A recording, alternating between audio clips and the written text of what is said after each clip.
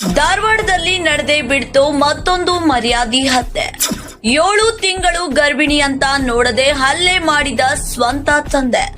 ದಲಿತ ಯುವಕನನ್ನು ಪ್ರೀತಿಸಿ ಮದುವೆಯಾಗಿದ್ದ ಕಾರಣಕ್ಕೆ ಸ್ವಂತ ಮಗಳನ್ನೇ ಕೊಂದ ಪಾಪಿ ತಂದೆ.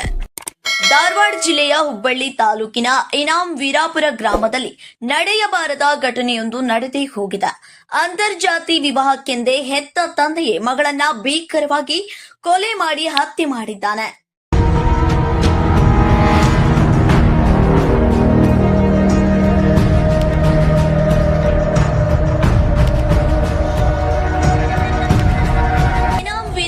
ಗ್ರಾಮದ ವಿವೇಕಾನಂದ ಮತ್ತು ಅದೇ ಗ್ರಾಮದ ಮಾನ್ಯ ಅನೇಕ ವರ್ಷಗಳ ಕಾಲ ಪ್ರೀತಿಸುತ್ತಿದ್ರು. ಮಾನ್ಯ ವರೂರು ಖಾಸಗಿ ಕಾಲೇಜಿನಲ್ಲಿ ಡಿಗ್ರಿ ಓದುತ್ತಿದ್ದ ಸಮಯದಲ್ಲಿ ವಿವೇಕಾನಂದ ಹುಬ್ಬಳ್ಳಿ ಖಾಸಗಿ ಕಾಲೇಜಿನಲ್ಲಿ ಡಿಗ್ರಿ ಓದುತ್ತಿದ್ದ. ಇಬ್ಬರಿಗೂ ಮೊದಲು ಪರಿಚಯವಿತ್ತು. ಆದ್ರೆ ಡಿಗ್ರಿ ಓದುವಾಗ ಇನ್ಸ್ಟಾಗ್ರಾಂನಲ್ಲಿ ಮೆಸೇಜ್ ಮಾಡುತ್ತಾ ಇಬ್ಬರ ನಡುವೆ ಪ್ರೀತಿ ಹುಟ್ಟಿತ್ತು. ಪ್ರೀತಿಸುತ್ತಿದ್ದ ವಿಚಾರ ಎರಡು ಮನೆಯವರಿಗೆ ಗೊತ್ತಾಗಿತ್ತು. ಯುವತಿ ಲಿಂಗಾಯತ ಸಮಾಜದವಳಾಗಿದ್ದರೆ ವಿವೇಕಾನಂದ ದಲಿತ ಸಮುದಾಯಕ್ಕೆ ಸೇರಿದ್ದ. ಹೀಗಾಗಿ ಯುವತಿ ಮನೆಯವರ ಮದುವೆಗೆ ವಿರೋಧ ಮಾಡಿದ್ದರು. ಆದ್ರೆ ಯುವತಿ ಯಾವುದೇ ಕಾರಣಕ್ಕೂ ವಿವೇಕಾನಂದನ ಬಿಟ್ಟು ಬದುಕೋದಿಲ್ಲ ಎಂದು ಹಠ ಹಿಡಿದಿದ್ದಳು. ಧಾರವಾಡದಲ್ಲಿ ಕೋಚಿಂಗ್ಗೆ ಹೋಗಿದ್ದ ವಿವೇಕಾನಂದನ ಬಳಿ ಹೋಗಿ ಮದುವೆಯಾಗದೆ ಇದ್ರೆ ಆತ್ಮಹತ್ಯೆ ಮಾಡಿಕೊಳ್ಳುವುದಾಗಿ ಹೇಳಿದ್ದಳು. ಹೀಗಾಗಿ ವಿವೇಕಾನಂದ ಆಕೆ ಜೊತೆ ಕಳೆದ ಜೂನ್ 19ರಂದು ಹುಬ್ಬಳ್ಳಿಯಲ್ಲಿ ರಿಜಿಸ್ಟರ್ ವಿವಾಹವಾಗಿದ್ದ. ಭಾನುವಾರ ಸಂಜೆ ವಿವೇಕಾನಂದನ ಮನೆ ಮೇಲೆ ದಾಳಿ ಮಾಡಿದ ಮಾನ್ಯ ತಂದೆ ಪ್ರಕಾಶ್ ಪಾಟೀಲ್ ಮತ್ತು ಸಂಬಂಧಿಗಳು ಮಾನ್ಯ ಮತ್ತು ಮನೆಯಲ್ಲಿದ್ದ ಆಕೆಯ ಅತ್ತೆ ಸೇರಿದಂತೆ 3 ಮೇಲೆ ಹಲ್ಲೆ ಮಾಡಿದ್ದಾರೆ. ಮಾನ್ಯಾಳಿಗೆ ಪೈಪ್ ಮತ್ತು ಗುದಲಿಯಿಂದ ಪ್ರಕಾಶ್ ಗೌಡ ಹಲ್ಲೆ ಮಾಡಿದ್ದಾನೆ. ನಂತರ ಮಾನ್ಯಾಳನ್ನು ಹುಬ್ಬಳ್ಳಿ ಖಾಸಗಿ ಆಸ್ಪತ್ರೆಗೆ ದಾಖಲಿಸಲಾಗಿತ್ತು. ಆದ್ರೆ ಚಿಕಿತ್ಸೆ ಫಲಕಾರಿಯಾಗದೆ ಮಾನ್ಯ ಇಹಲೋಕ ತ್ಯಜಿಸಿದ್ದಾಳೆ. ಇತ್ತ ಮಾನ್ಯಾಳ ಅತ್ತೆ ಮಾವ ಸೇರಿ 3 ಹುಬ್ಬಳ್ಳಿ ಕಿಮ್ಸಿ ಆಸ್ಪತ್ರೆಯಲ್ಲಿ ಚಿಕಿತ್ಸೆ ಪಡೆಯುತ್ತಿದ್ದಾರೆ. ಇನ್ನು ಮಾಹಿತಿ ತಿಳಿಯುತ್ತಿದ್ದಂತೆ ಧಾರವಾಡ ಎಸ್ಪಿ ಗುಂಜನ್ ಆರ್ಯ ಹುಬ್ಬಳ್ಳಿ ಖಾಸಗಿ ಆಸ್ಪತ್ರೆಗೆ ಭೇಟಿ ನೀಡಿ ಪರಿಶೀಲನೆ ನಡೆಸಿದ್ದಾರೆ. ಸದ್ಯ ಮಾನ್ಯಾಳ ಕೊಲೆಗೆ ಸಂಬಂಧಿಸಿದಂತೆ ಹುಬ್ಬಳ್ಳಿ ಗ್ರಾಮೀಣ ಪೊಲೀಸ್ ಠಾಣೆಯಲ್ಲಿ ಪ್ರಕರಣ ದಾಖಲಾಗಿದ್ದು, ಪೊಲೀಸರು ಮಾನ್ಯಾಳ ತಂದೆ ಪ್ರಕಾಶ್ ಗೌಡ ಪಾಟೀಲ್ ಸೇರಿದಂತೆ 3ರನ್ನು ಬಂಧಿಸಿದ್ದಾರೆ.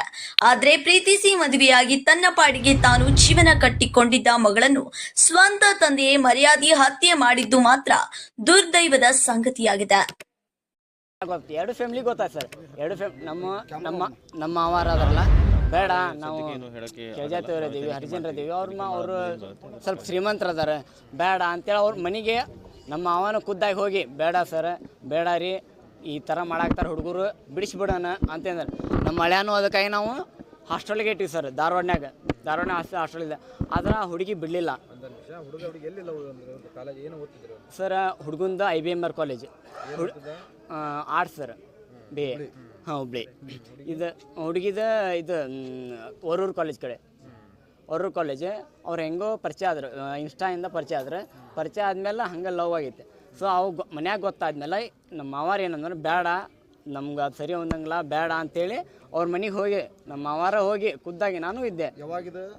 ಈಗ ಮದುವೆ ಆಗಿಂದ ಒಂದು 7-8 ತಿಂಗಳು ಹಿಂದೆ ಸರ್, ಹಿಂದೆ ಅವರಾಗಲೇ ಹೋಗಿ ಎಲ್ಲ ಹೇಳಿದ್ರೆ ಆಮೇಲೆ ಹಾಂ ಆಯ್ತು ಅಂತೇಳಿ ಆ ಹುಡುಗಿ ಕಡೆಯಿಂದ ಬಿಡಿಸಿದಿಲ್ಲ. ಹೊಳ್ಳಿ ನಮ್ಮ ಮಳೆನೂ ನಾವು ದೂರ ಇಡೋಣ ಅಂತೇಳಿ ದೂರ ಇಟ್ಟಿವಿ ಸರ್. ಧಾರವಾಡಕ್ಕೆ ಇದು ಹಾಸ್ಟೆಲ್ನಾಗ ಇಟ್ಟಿವಿ ನಾವು ಬೇಡ ಅಂತ. ಹುಡುಗಿ ಒಂದು ದಿನ ಹೋಗಿ ಇಲ್ಲ ನೀನು ನನ್ನ ಮದುವೆ ಆಗ್ತೇವೆ ಇಲ್ಲೋ, ಇಲ್ಲ ನಾನು ನಿನ್ನ ಹೆಸರು ಬರ್ದಿಟ್ಟು ಸಾಯ್ತೇನೆ, ಸೊ ನೀ ಏನು ಮಾಡ್ತಿ, ನಿನ್ನ ಇಷ್ಟ ಅಂತ. ಅವಾಗ ಕಾಲ್ ಮಾಡ್ದೆ, ಮನೆಯೆಲ್ಲ ಕಾಲ್ ಮಾಡ್ದೆ, ಬೇಡ, ಏನು ಮಾಡಿದ್ರು ಬೇಡ, ನಾ ಹೇಳಮಟ ಕೇಳ ಅಂತ ನಮ್ಮ ಅವರೆಲ್ಲ ಬೈದಾರೆ.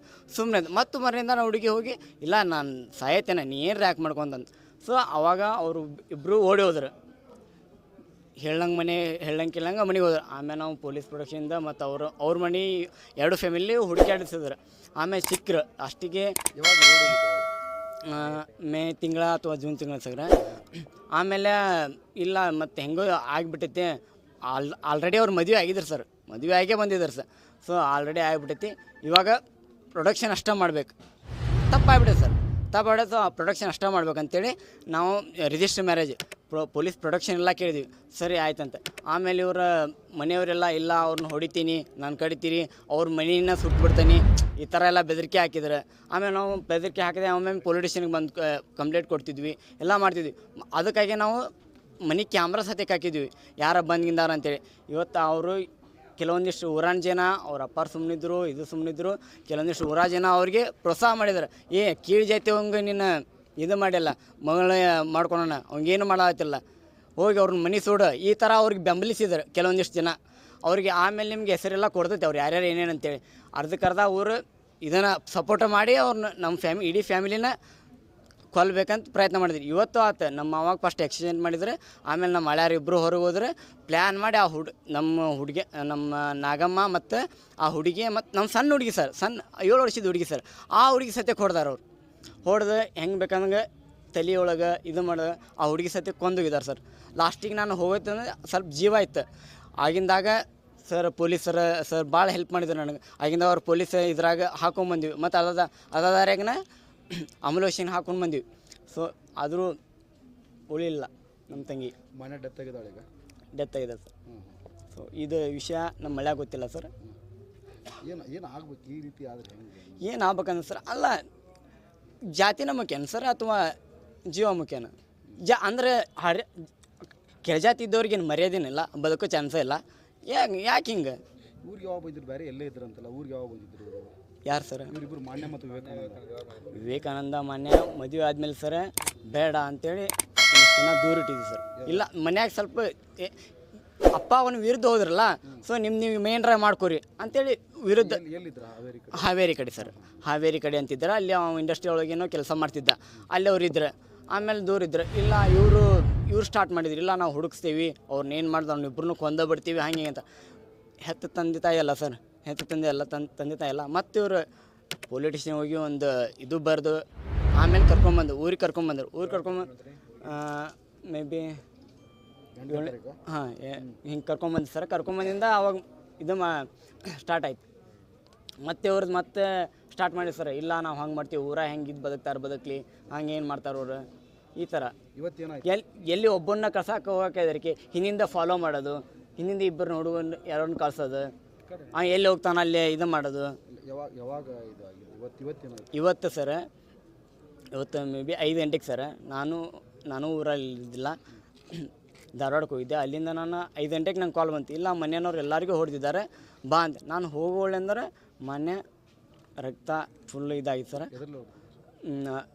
ತಲ್ವಾರ್ ಸರ್, ಕೊಡ್ಲಿ, ಕುಡ್ಗೊಲ್ಲು, ಈ ಥರ ಒಂದಿಷ್ಟು ಜನ ಬಂದಿದ್ದಾರೆ. ಬಂದವರು ಹೊಡೆದು ಹೋಗಿದ್ದಾರೆ. ಆಮೇಲೆ ನಂಗೆ ಏನು ತೋಚಿಲ್ಲ, ಅವನ್ನ ಕರ್ಕೊಂಬಂದು ಹಂಗೆ ಪೊಲೀಸ್ ಇದರ ವ್ಯಾನ್ನಾಗ ಕರ್ಕೊಂಬಂದ್ವಿ. 5 ಜನ 7 ಜನ ಸರ್. ಹಾಂ ಸರ್, ಫಸ್ಟ್ CCTV ಅದು ಹೊಡೆದಾರ ಸರ್. ಹೊಡೆದಾದ್ಮೇಲೆ ಮನೆಯೊಳಗೆ ಹೋಗ್ಯದ.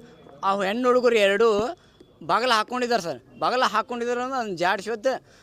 ನಮ್ಮ ಇನ್ನೊಂದು ಸಣ್ಣ ಹುಡುಗಿ ಹೇಳ್ತಾರಂತೆ, ನಿನ್ನ ಜೀವಂತ ನಾನು ಬಿಟ್ಟೇನೆ ಅಂತ ತಿಳ್ಕೊ, ನೀ ಇದನ್ನೆಲ್ಲ ಸುದ್ದಿ ಮುಡ್ಸಕ್ಕೆ ಉಳಿಬೇಕಂತ ಬಿಟ್ಟೇನೆ ಅಂತ ಹೇಳ್ತಾರಂತವ್ರು. ಬಸವರಾಜ್ ಸರ್, ವಿವೇಕಾನಂದ ನಮ್ಮ ಮಾವ ಸರ್.